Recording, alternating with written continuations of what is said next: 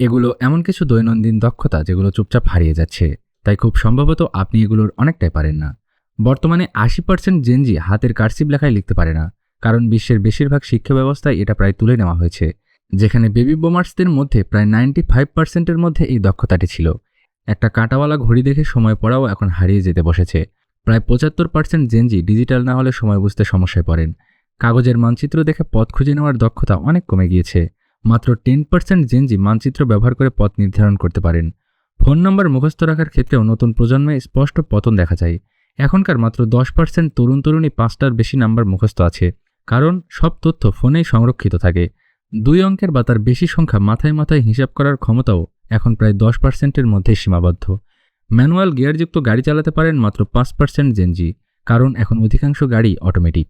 আর শুধুমাত্র ৩% জানেন কিভাবে জামার বোতাম সেলাই করতে হয় বা ছেঁড়া অংশ ঠিক করতে হয়।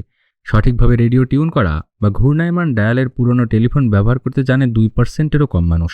এমনকি তার থেকেও কম মানুষ সূর্যঘড়ি দেখে সময় নির্ধারণ করতে পারেন, যেটা একসময় সময় জানানোর সবচেয়ে গুরুত্বপূর্ণ মাধ্যম ছিল। সর্বশেষে 0.5%-এরও কম জেনজি জানেন কিভাবে মর্স কোড পড়তে হয়। তাই কখনো জরুরি অবস্থায় সংকেত দিয়ে যোগাযোগ করতে হলে পরিস্থিতি খুব একটা ভালো দেখাচ্ছে না।